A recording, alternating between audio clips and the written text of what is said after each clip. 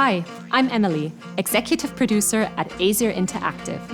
I hope you enjoyed the new footage of our open-world game, Windstorm, The Legend of Khiimori. We're excited to give you a glimpse into a lot of new features in this trailer. However, we want to use Kickstarter to make the project bigger and better than originally planned, building up on all the attention our game got this past year. The best news first. The game's release is already secured for PC and consoles, and we will go into early access in summer 2025. And as your feedback is dear to us, we will do an alpha playtest on PC accessible for all of our backers in spring 2025.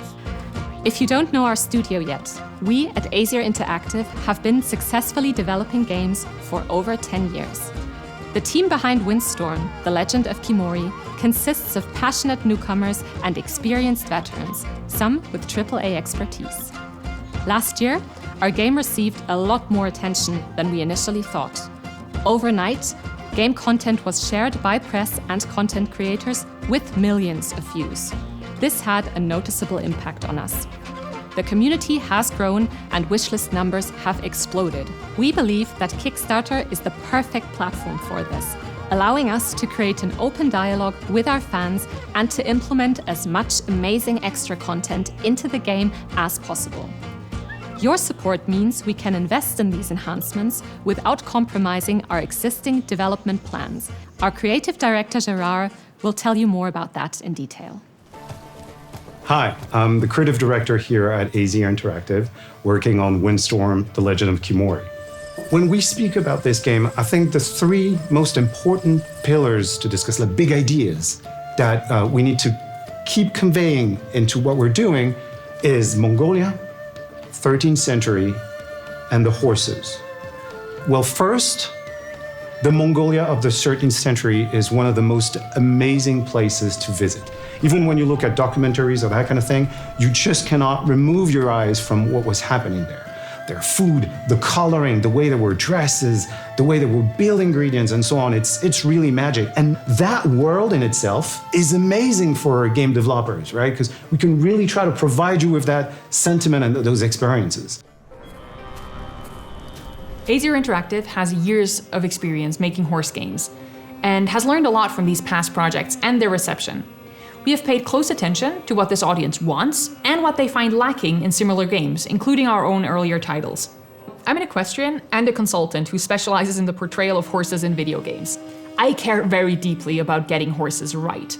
I've been watching and adoring horses all of my life, and although these animals are frequently featured in games from indie to AAA, I believe that there are still way too few projects that actually do them justice in terms of their behavior, their movement, their characteristics, but also the depth of gameplay related to them. But if we talk about Mongolia in the 13th centuries, we could not talk about horses. People at that time were barely nothing without their horse.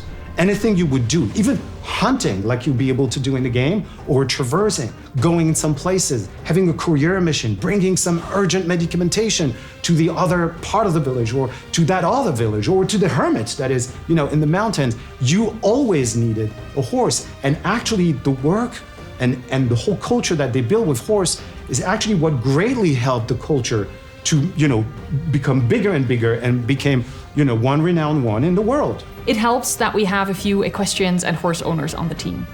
By having access to real horses and by using extensive reference footage, we've really been able to take our horse animation to a whole new level compared to previous projects.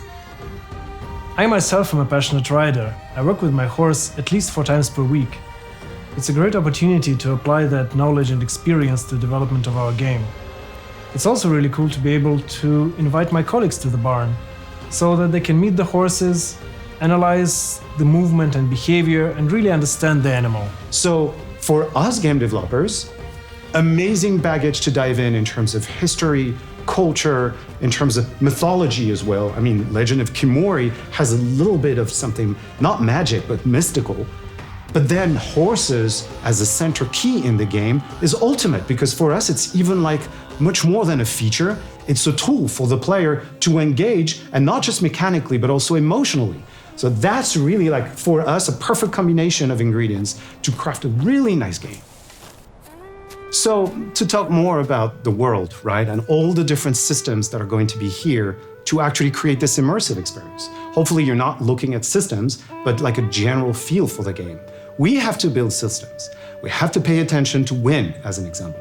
Wind is a very interesting system for us to build on because part of the world, there's going to be wild creatures. There's going to be bear, there's going to be like feline, there's going to be lots of different things. They can take your position out of your scent. So you can give away your position because of the wind and how you position yourself.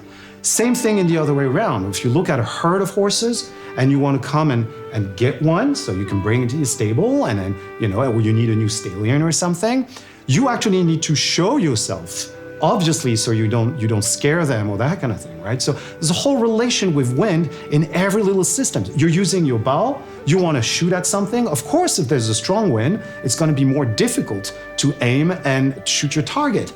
Also, sometimes you might be using those scents. Even with your bow, like you could have like a pouch of powder and you throw that and it kind of open a little zone that has this scent. And then that could be a way for you to lure the bear into a position and you can move to another one. Or so, connecting the wind, connecting the climatic changes to each other system is important for us because that's how we believe we're going to make this nice tissue of a general experience rather than having separate systems.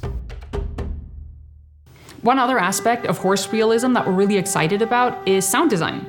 Last year, we had the opportunity to go out to a barn with our composer and sound designer.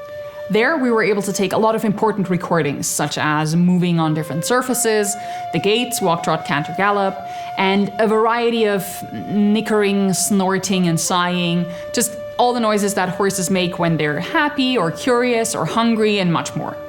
Thanks to these recordings, we can now create an immersive and realistic soundscape and make sure that we're not just defaulting to loud neighing all the time as you often see in movies. Working on the art of Windstorm, The Legend of Khiimori, is really rewarding. We try to immerse ourselves fully into the atmosphere of 13th century Mongolia and convey that feeling of a great adventure to our players. Personally, I especially love how our face rig and facial animations for the horses are adding so much personality that just makes the animals feel alive. And it's really cool to see how these minute details, like how the horses move their ears and their lips, are already getting noticed by our community. So the relation with the community is very critical for us.